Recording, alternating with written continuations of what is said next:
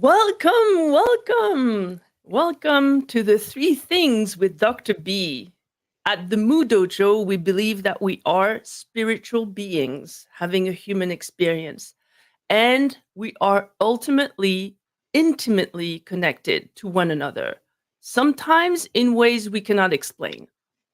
Therefore, as we are having a conversation about the three things today, we don't know what we don't know. And particularly, we don't know about the impact we might have on someone else. And so you don't need to be famous or make millions of dollars or have written books that are all New York Times bestsellers to make a difference to others. That's why we are here today. And my guest today is Terris Moss. Hello. Yay! Hello. I will describe who Terris is on paper, but we're going to get to know Terris a little bit more at various levels today. She is a strategic healthcare leader who is dedicated to advancing health equity and driving impactful initiatives in patient advocacy, patient assistance programs, healthcare quality, and program management.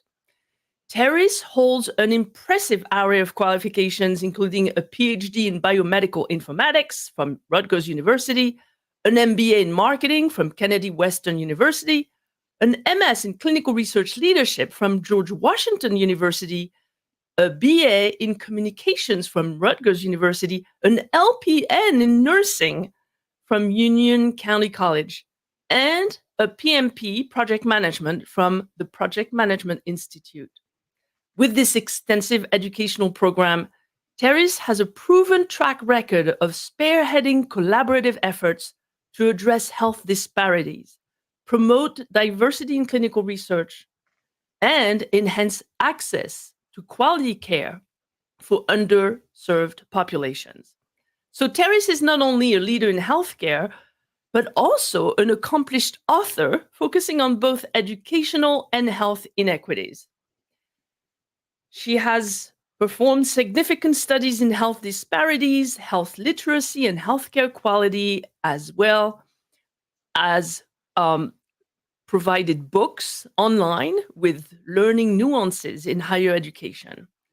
And excitingly, Terris is also working on an upcoming ebook that I hope she will tell us about today called Healing Childhood Rejection Embracing Self Love and Empowerment that promises to offer valuable insights and strategies to overcoming trauma and fostering resilience. And if you know me a little bit, you know that I believe trauma is overcomable.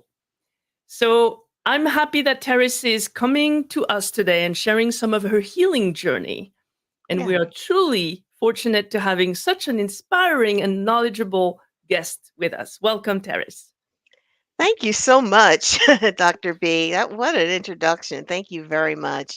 The only thing that was missing is I'm a mom, a mother of a 6-year-old son, and a Nice. wife. So other than Excellent. that, that covers everything. And you are on the East Coast, right, in New Jersey, Yes, as on I am. on way to Raleigh area, North Carolina, Oh, within we're the next gonna miss year. you. But So, friendly. people have may not have heard about the three things with Dr. B. The first thing is serendipity. Mm. And so I will ask you the first question today, which is my serendipity question. I used to ask that question when I was interviewing people in the corporate world Oh, and basically saying, so why are you here today in front of me? Well, at wow. the time, interviewing for that position. So I'm not going to ask that question, but I'm going to say, what is it that led us to be together this morning on this podcast? Wow, that's a great question, actually, and I gave it some thought. Um, I want to go back to, we were working for the same employer and how we actually met.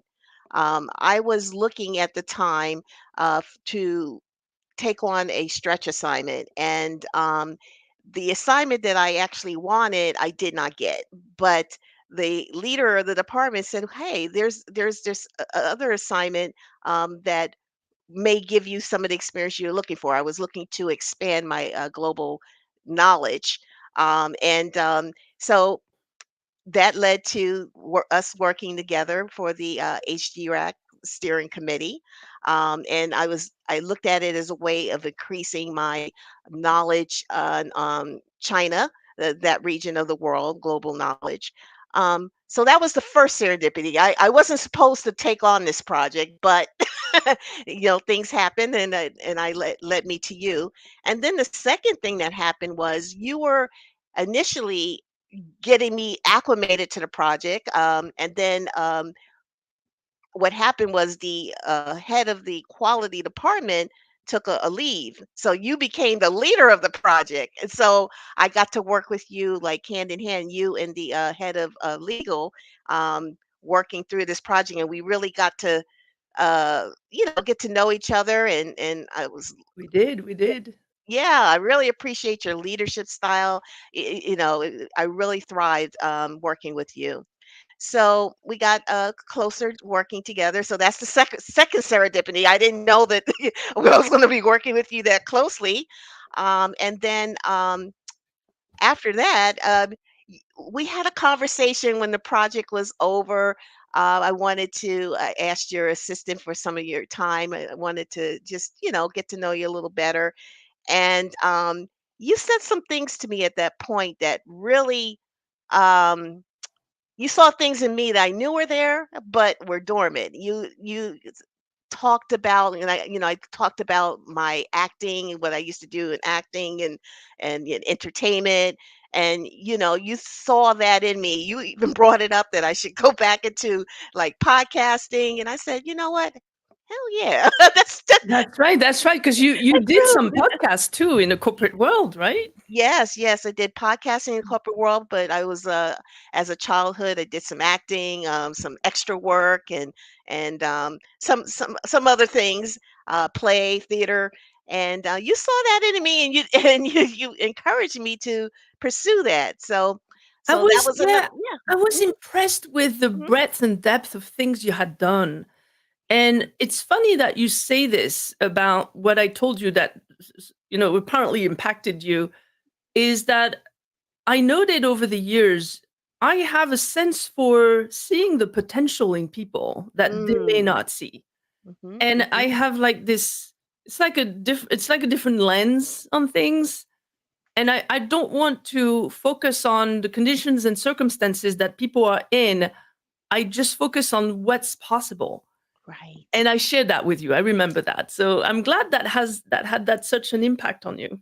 Yes, yes. It got me to reflect back to, before I got sucked in with corporate America, like what some of the things that I used to do that really made me happy. And you saw that and brought that up. And I was like, yeah, that's true. So going from there, you invited me to a local event, Pennington Day. I'll just say what it was, and I got a chance to meet you a little more and some of your family. And then we met for coffee at a local bakery. And you were I should say that we were both displaced from our employer that we met at originally. But when we met for coffee, you were sharing to me your new venture, your venture, like what you were, your business and so forth. And I shared with you my desires to open a wellness center that would focus on healing, medical and spiritual. And at the coffee center, we did like this visualization exercise The that time kind machine, of yes. like, and it kind of like made it more real to me, like that I can do this, right? Yes, and So you yeah. described this whole place to me and it felt Mhm. so real, right? Because you knew exactly Yes. the colors and the textures on the wall of that new center in North Carolina. It was beautiful. Yes, yes, and it felt great. It felt great to do that visualization Mm. exercise, right? So it gave me, so then I started sharing with you some of my what was going on, with being laid off twice actually in 5 months, and how I felt stuck, right? Mm. Just stuck in my career. Despite my extensive education, skill sets, and knowledge, I found myself questioning why.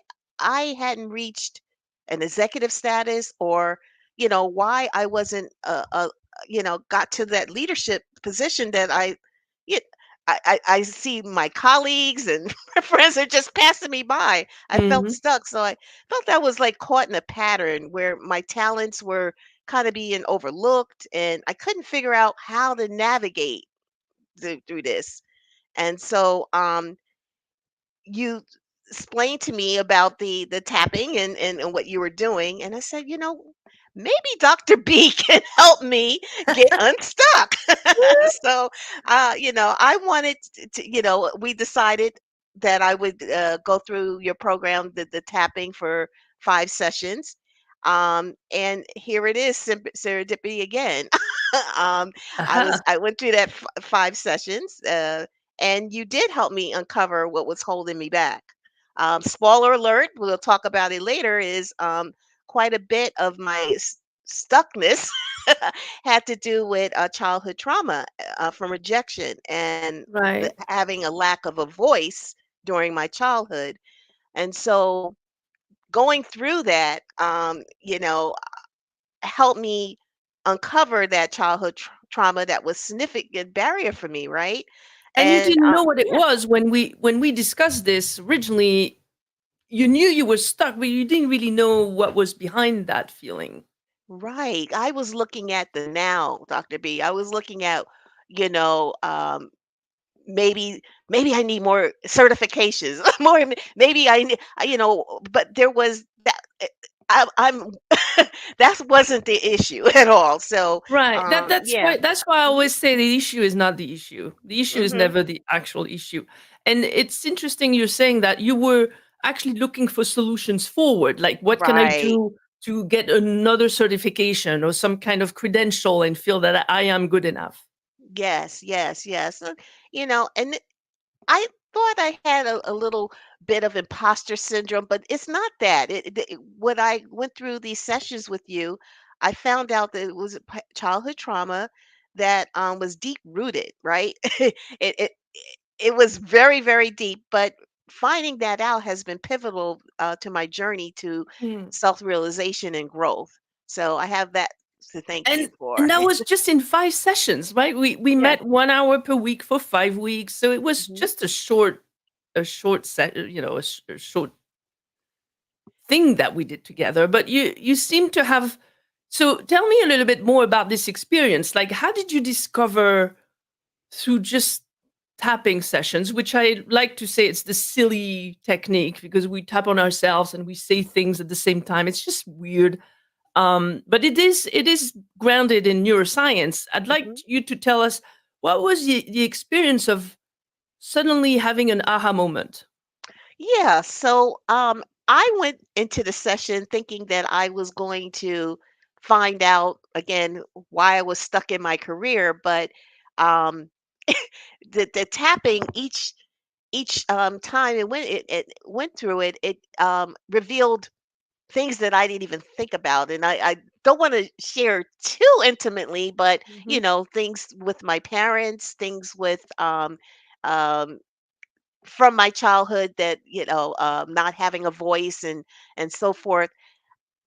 It was, as you described it, I had the table with 1,000 legs, and we were just knocking down each leg at a time, and then it got to the point that the table started to fall all together, and all the stuff started coming out, like really deep stuff, like wow, and so after each session I would journal, and then before we meet I would reflect on how I felt, what I experienced, and by the fifth session, I would say that table was pretty rocky.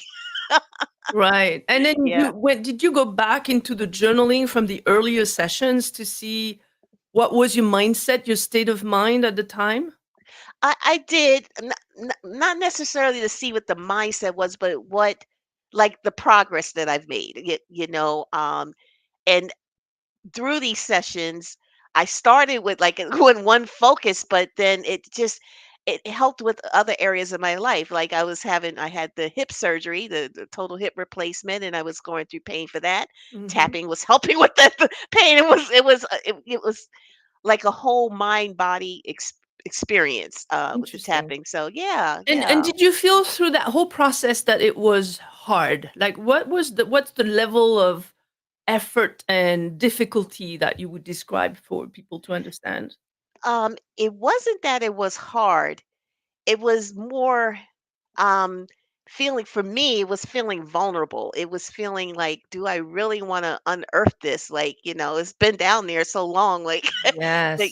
just there was some tears, there was some emotionals that came up, and just having that vulnerability and exposure, I guess. Like, Right. I felt exposed. Right. You read all my accolades, but like, deep seated, there's some stuff there that now I'm bringing that up. And I'm so, so yeah, grateful you're sharing all of this with us. yeah. And I think it's one of my values is really to keep people safe. So I was that's always been the case even when I was a doctor at the hospital is always give a sort of space and time for my clients or my patients at the time so that they feel they are safe enough that they can be vulnerable and Hmm. share things that they wouldn't share outside. So hopefully I was able to create that space for you. Yes, you definitely create a safe space for me. We were in a your private office, and door shut, and and I was able to really go deep. And Yeah. water and Hmm. tissues. Yeah, water and tissues. This is That's great. true. That's true. Thank you so much for sharing. So now we know why we're here today, and Yeah. we were colleagues, but we became friends quite quickly. And I was also grateful that even as a friend, an ex-colleague, you would work with me as a Mhm. client because it's also a little bit of dual relationship that's not always easy to manage between people. I like Mhm. to I like to refer back to my white coat because when I was at the hospital, it's the same thing. Some people that were my patients, I knew some were actually really close family friends. And when I had my white coat on, none of the personal stuff was there. Right. It's ring fence. It's totally separated. So I'm glad it's still working. My white coat is still there. All right. So Yes, I would like now absolutely. to switch a little bit the conversation to the second thing. And Mm. thing number two is about purpose. Mm. And I think purpose in life is extremely important. And the first time I really heard about our deep, what is our true purpose? I think it was in 2009. My son was one, and I was in a training with a dear friend of mine, um, Spencer, and he was doing some corporate leadership trainings, and he basically, for the first time, talked to me about self talk Mm. and purpose. And that had an extremely deep impact on me to the point that now I'm really focusing on bringing purpose back to people who feel both successful and miserable, which was a little bit of your case at the time. So this is the purpose question. What is your true purpose and why? What Oh, drives you? yeah. So this question, I had to really think about it, Dr. B, because um, I'm still working on it. Mhm. Okay, so I know healing is the word that resonates with my purpose.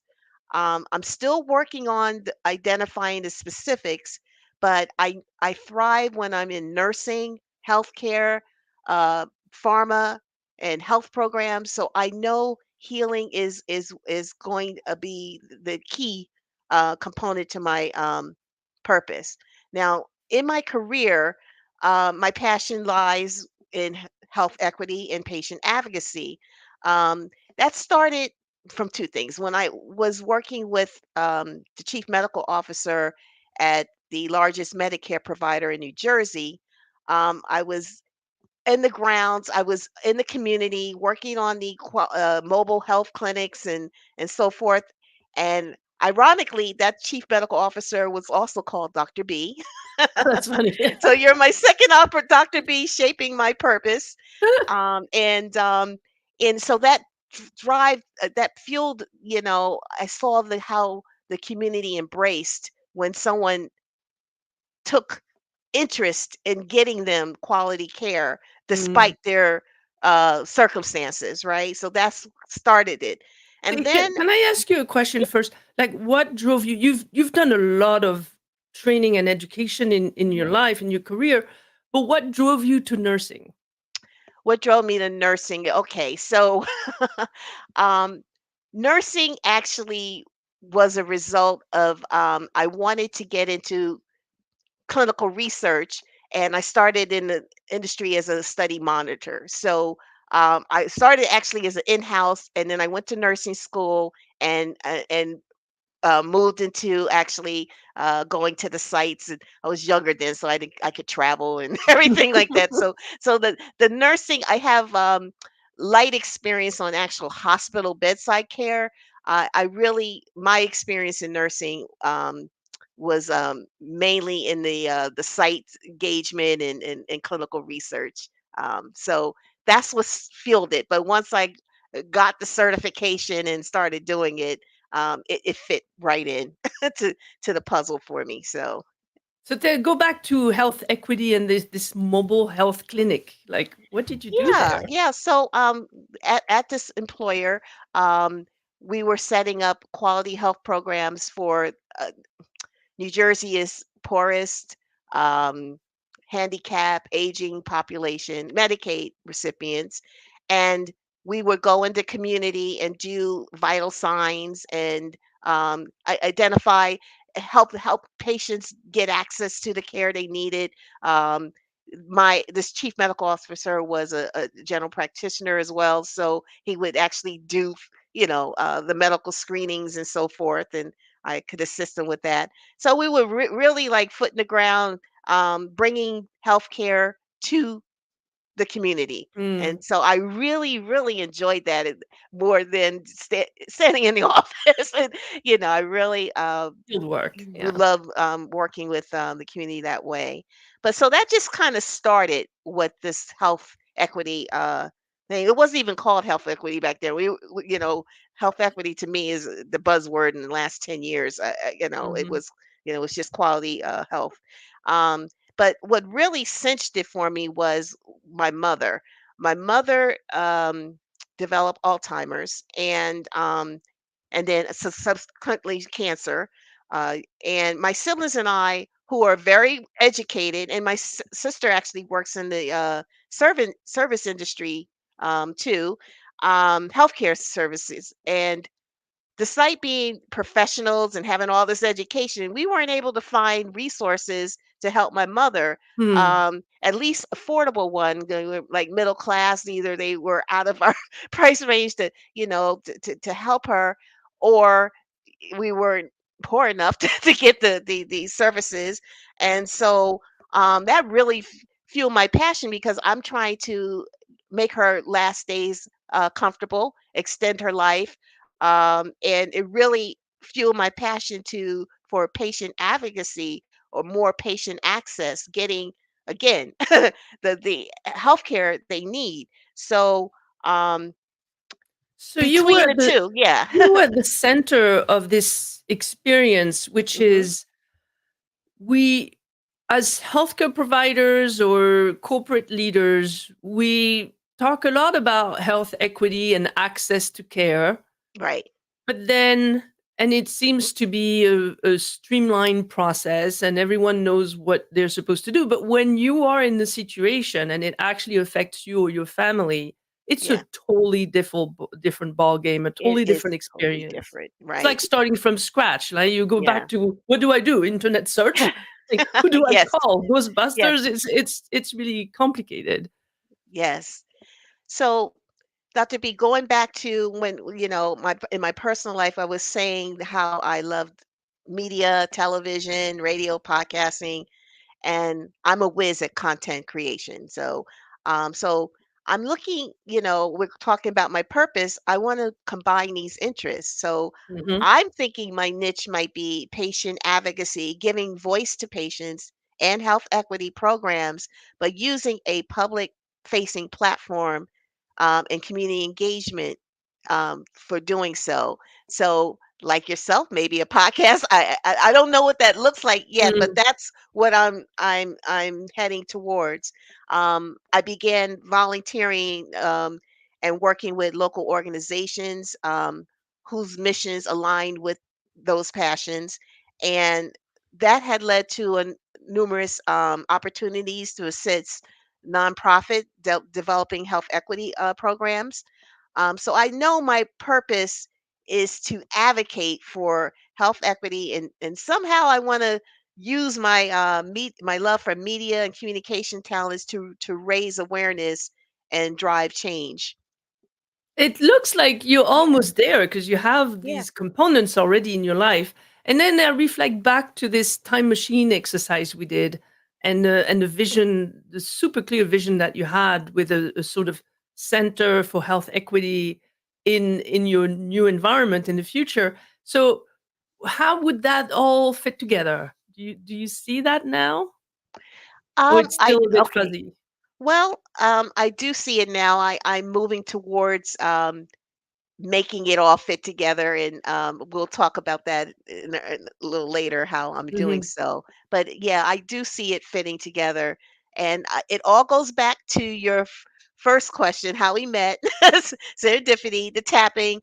I wouldn't have not gotten to this point had I not um, brought up that trauma and Wow. yeah. So you, That's quite yeah, profound. yeah. Wow. You and we're talking what Dr. B, maybe 6 months? I mean, like, 5, 6 months? Yeah. Not even, Yes. Mhm. So I've done more to my purpose in 5 or 6 months than I've done in maybe 10 years.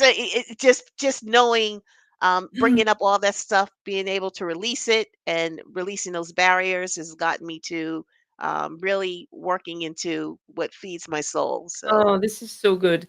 And yeah. I want to say for the people listening to us, you also gave me a written testimonial of your experience with tapping a few Mhm. sessions with me, and I was so grateful. You're such a great writer. I was so Thank you. grateful to receive this. And you're like, you can change the language. I'm like, I'm not going to change anything. It was perfect, and it just translated so much of your experience through this. So I'm glad that now it looks like you have momentum towards your Yeah. purpose, and I that's was that's really powerful. I was, I was getting close, Dr. B. Like, when COVID hit, I wrote my first book on online learning because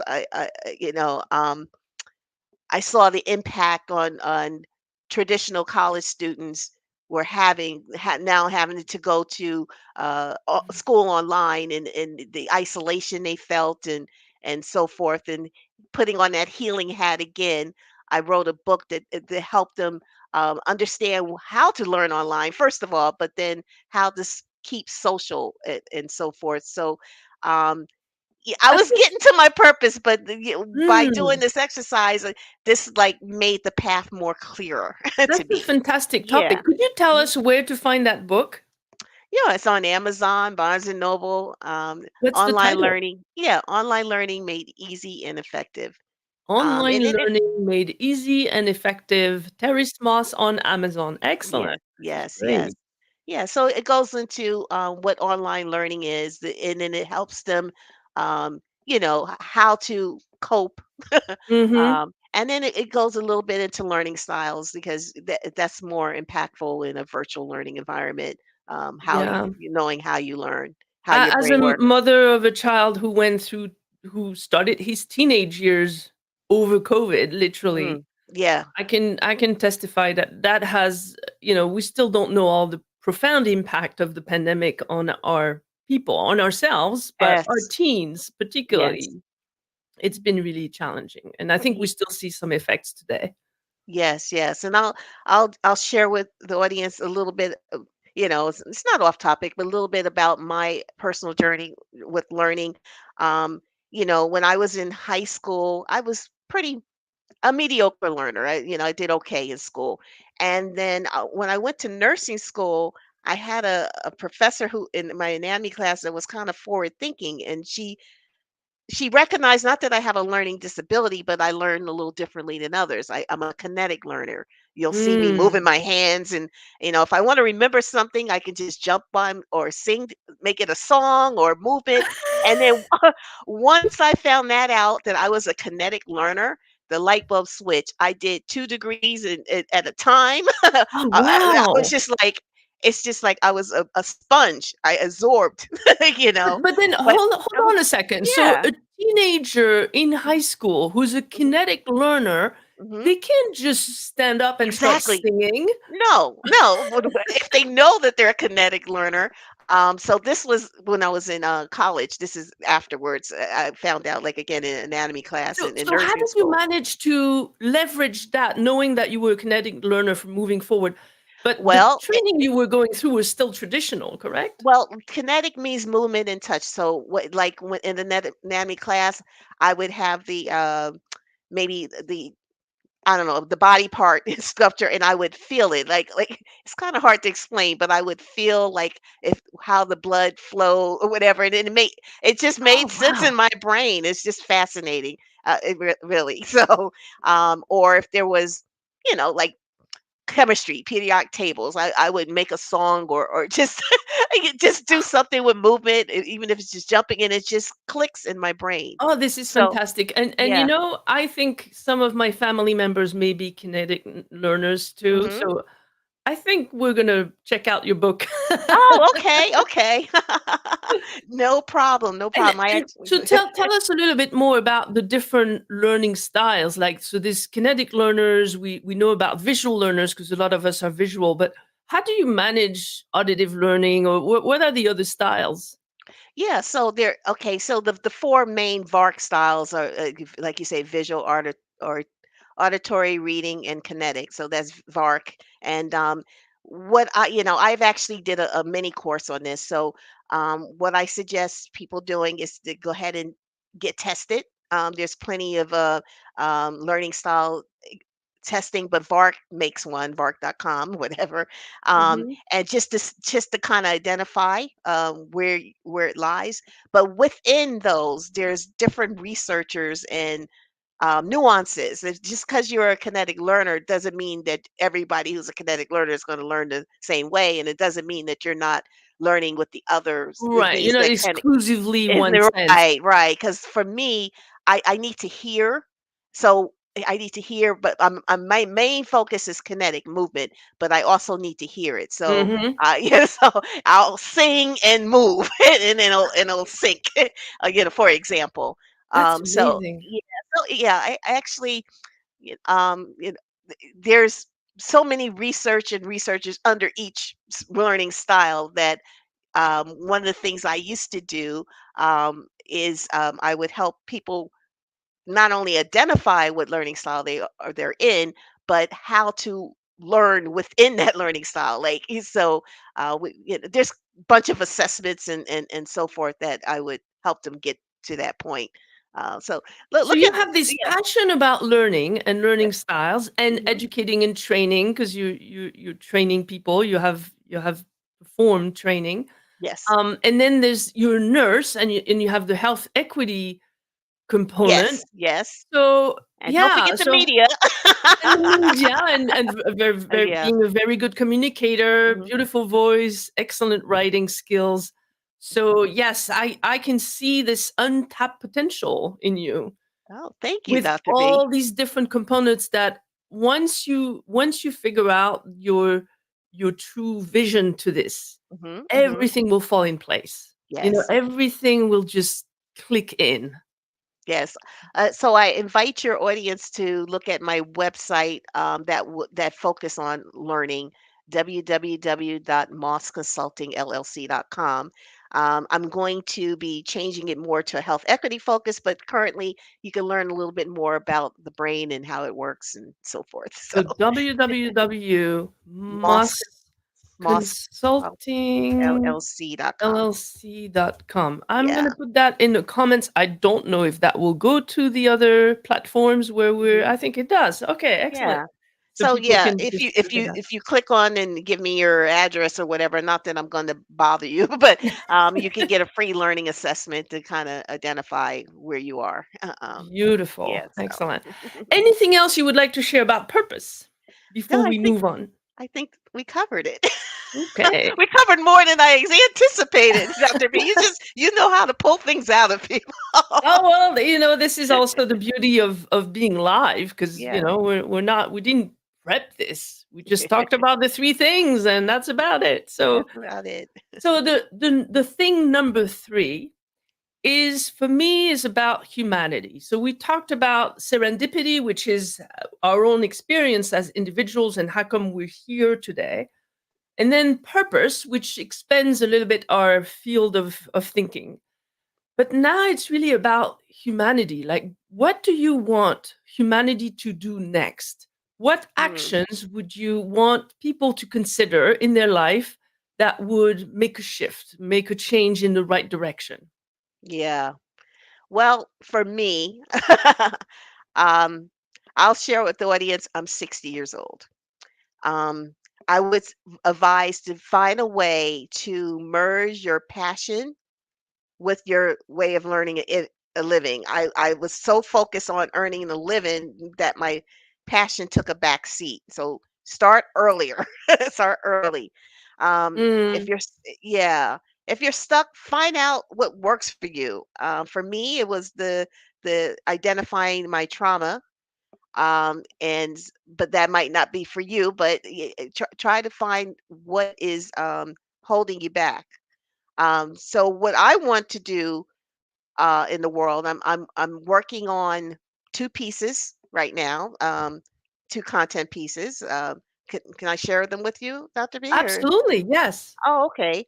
All right. Yeah. So the first thing in working with several nonprofit organizations in the health equity space, I'm finding that quite a bit of the initiatives they have in place, they're good. You're getting people engaged in using them, but really um, they're not giving the impact or the result that we hope, and so think there's a need. I know there's a need to I'm developing a health equity toolkit, and in this toolkit I'm going to focus on metrics. I'm going to explain how, set up initiatives and so forth, but I think we got that. But I think the focus needs to be on meaningful metrics of quality programs. So Mm. so the funds are used efficiently and we're moving the dial. I'll give an example. One initiative was addressing food deserts, right? And Full they were desert? measured food deserts, healthy foods in Yes. different, so bringing healthy foods in different neighborhoods. So Um, food deserts because some of these neighborhoods don't even have access to quality No, food. they don't have access to quality food, supermarkets, They yeah, get so all the they go, processed foods in the yeah, supermarket. There's process no organic exactly. vegetables Yeah. accessible. And then I'll tell you, there's a big organization, I won't make name of the big foundation in New Jersey that is working with these food deserts, and have initiatives going for it. And so yeah, that's great, and they're measuring how many are participating, and they're giving incentives. They're giving incentives if you buy healthy food as opposed to other kinds of food, like you get more vegetables, but with these stipends or whatever, than you can with the Mhm. unhealthy foods. So they're measuring engagement, but is that engagement moving the dial on health conditions that's caused by these unhealthy diets? Is it Right. moving the dial on diabetes or cardiovascular conditions, which are very prevalent in African American Yeah, so they don't go communities? necessarily beyond just Yeah, the so food, but also the impact on food. yeah, so that's just a random example. So I would come in and say, okay, the program's good, but let's add to the program. Let's add some metrics or some control that we can Mm. look at, and say, hey, are we moving the dial, and what are we moving the dial on? So that's the gap I'm trying to fill with my health equity toolkit, which is about 75% complete. I'm going to put it out in the world. and perhaps I can use it for a platform to more public for like speaking engagements, or I'll work with some public policy. So I'm Mhm. available to anyone in the audience. This is so good. This is so good. And I Yeah. and I hear you about the health outcomes, and having been both in the corporate world, health outcomes, we understand all the implications of that, because in the Right. business world, without health outcomes data, you don't convince payers that a certain modality is good enough for patients. Hmm. But in the food domain and the communities, it's hard because outcomes research has not been in the mainstream of non-for-profit organizations, and I think Hmm. it's key that not only we do actual clinical research in food, but that we also include the health outcomes component, because Right. once we start showing that non-processed and even plant-based foods really reduce the diseases, the diabetes and hypertension and some cancers, then that's the only way to demonstrate to the world, to the politicians and the FDA and Hmm. advocacy, that there is a real impact There's there. a real impact, and there's return on the investment. So yeah. Yeah, it's just Yeah. a different investment, and that's Hmm. what makes it so complicated and difficult and Yes. resistant in the world. So my little piece of it is trying to address just that. Yeah. So I think we got a good message for organizations. Hmm. What would you say to and you've went through the endeavor with your mom as well. What would you say to those underserved communities if they hear us today? If there's someone we can make an impact to, what would you tell them they can do today that would be just a little shift, a little different action that would help them and their community? Yeah. So really invest in self-care and quality.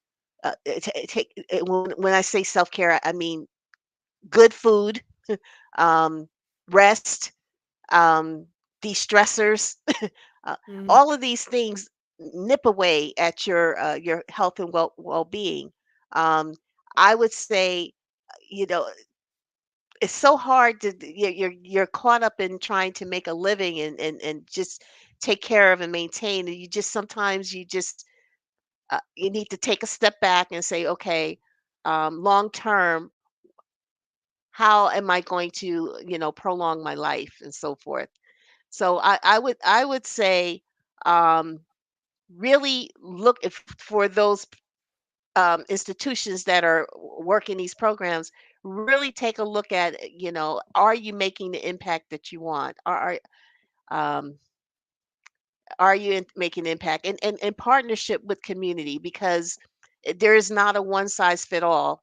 I've learned what works, and even though one African American community might need a certain thing or another one, um, just find out who the leaders are in the community and build a relationship with them. Don't just go there when you want something, which is mm. often the case when it comes to, especially in clinical research and so forth. Um, that would be my message. Yeah. This is great. Thank you. Yeah. And Yeah. I really think it goes back to what I was saying earlier. We are all having a human experience. We are all spiritual beings, and there are so much more power inside of you than you believe or you think. And if you can kind of calm down the nervous system in Hmm. a way that you can be in the present moment, drink waters, sleep well, take Mm, walks. Even if you're not in a great neighborhood, if you can find a path on in the morning where you can connect with whatever nature you have around you, and be in that moment where if you are safe right here right now, just enjoy that moment and yes. be grateful, because that generates positive energy not only in your mind but in your body and in your cells. And it actually, when you start living from that energy, things start getting better, things start happening around you with no explanation. Yes. And I think you've experienced this a little bit with tapping. There's plenty of resources, free resources for tapping. Everyone has a cell phone these days. So you can really find a nice meditation, a nice tapping meditation, a nice podcast to listen to, Yeah. maybe turn the TV off more often. Don't listen to the news as often as you Yes. do. These are all triggering energies, and we kind of have to.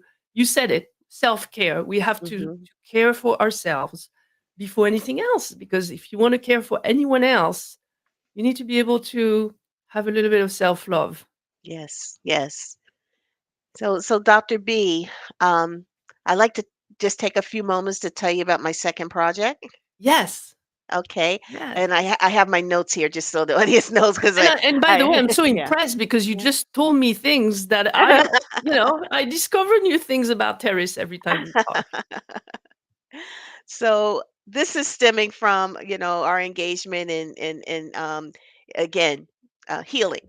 So my second project is I'm working on a book. I do have a DBA, a publishing company called Legacy Publishing. Um, and I'm working on a book to overcome it's going to be about how I overcome past childhood trauma, and it's inspired by my journey. And I'm hoping that it's going to help others who are stuck in the same fashion find their way forward. I did share the outline with you, and I like to share it with your audience if you don't mind, just to Absolutely. yeah, Yes. at Looking this forward. point, I think it's going to be an ebook, but we'll see how it's developing. I'm just Mhm. working on it. So I'm going to start with understanding what childhood rejection is and the type of rejection and the psychological and emotional impact. Then you help me discover that. Mm. Then we're going to go into some of the signs and triggers. I didn't realize there was triggers in my daily life that's kinda came back Yes. from that childhood. So, the triggers is important, and so, Mhm. yeah, did you were you gonna say something or No, mhm, that's yeah, exactly what I'm focusing on. I'm yeah, focusing on successful, miserable professionals yeah, because they might be super successful, people look up to them, but they have inside these triggers, these emotional outbursts. And if you don't know that this stems from trauma and likely childhood trauma, and it doesn't have to be big T trauma, by the way, it doesn't yes, have to be outrageous, right? right. But these accumulate over time, and then it creates and builds your worldview Yes, and your yes. core beliefs, which includes I'm not good enough, the imposter syndrome, all of Mhm. the I need more certificates, all of that. So I know, please continue, but I'm like just like, it just resonates so much with me. yes. So, and then I was going to talk about the healing. That's going, I'm not a behavioral scientist, but I do know different approaches that I was going to mention and make referrals out. I'm not going to say that I'm experienced in that. And then cultivating self-love and self-compassion. I think that's a big deal. We already talked about even in the health equity space, just having that self-love and maybe give them some examples on like guided meditations or how to overcome self-talk and negative negative self-criticism, I should say. And then I was going to talk about navigating interpersonal relationships. So I know in my experience this trauma helped shape how I dealt with my past managers, and even my family. But when you look at my career, and you and I talked about this, there's been a pattern of the type of Mhm. managers and how I, you know, so we won't go into that, but you understand what I'm saying. So Uh-huh. navigating interpersonal business and interpersonal relationships, and then building your support system. I want to talk about the types of Mm. support systems. You're one of mine, and then Anytime, Terrace, yeah, anytime. yeah. When I have a question, I know you're a text away, and you'll get back to me. I know you're busy, but you definitely you're one of my support systems. And lastly, last two things I want to bring up some spiritual practices that I'm doing for healing, and tapping Mm. is one of them. Mindfulness and so forth. And then once you're doing this, how to embrace it all. Um, because just because you know what's going on, you have to grow with it. You have to embrace it develop resilience. Like, because I'm not saying I don't slip back sometime, Oh and then yeah, I just yeah. start it's happened again. Like, you know, so you have to build up that resilience and know that you have a method or tool that you can use to help you. So yeah, so Hmm. that's what I'm working on now. I'm going to do the health equity toolkit first. That's almost complete, and this will be my next book. Amazing. And so have you started writing it, or you just have the outline for I now, have or the outline and some paragraphs form. It's going to take some more research and so forth. But yeah, I'm giving myself. It'll be out this year. this is Yeah, amazing. yeah, And on top of all this, you also back on the workplace, trying to find a corporate yeah. job and landing you probably, your last great Yes, corporate job before retiring, and yeah. creating that health equity, Hmm. center that we Yes, talked I am about. definitely in the job market trying. Yeah. Yeah. Yeah, but Well, I've been using like Dr. B since the layoff, I've been using this time well. I've I know you registered have. with a nursing agency. I'm doing a little I'm getting pediatric nursing certified, another certification, but I want to This but unstoppable, yeah. unstoppable Yeah. terrorist. It's just amazing. So, yeah. Every time we talk, there's something new happening in your Yeah. life. Yeah, yeah. So, You said something I just want to reflect before we go. Patterns. When you said this thing, managers in my life, it's been the mhm. same pattern. And I think that's Mhm. also from a diagnostic standpoint for our own lives. When we start hearing ourselves talk about a pattern, even if again, it looks like it's just external conditions and circumstances happening to us, we have to pause and reflect on how come I find myself systematically in that pattern. Yes. And then you discover that you might actually be unconsciously creating the circumstances that lead to Mhm. that pattern. Right. And that again is rooted in deep trauma. And we don't have that visibility until we actually start digging a little bit. Yeah, yeah, Yeah, absolutely. I know the common denominator is me in all those circumstances, so I have something to do with it. exactly. Exactly. And So, that's what I like with EFT, emotional freedom techniques and tapping. That's what I call the archaeology of the mind, because mhm, it feels to me that some others might say, you peeling the onion layers, but I feel like I'm more with a very fine brush, and I'm just like taking little grains of sand one after the other, and then suddenly you start seeing a shape of something, and yes. then you realize, oh, that whole pattern that I've had in my life, that's has nothing to do with my bosses. It has to do with something else that happened Yes. to me. This is great. Thank you so much, Terris, for Mhm, your time mhm. today. I hope our people enjoyed it and will rewatch it because it's going to be recorded anyway.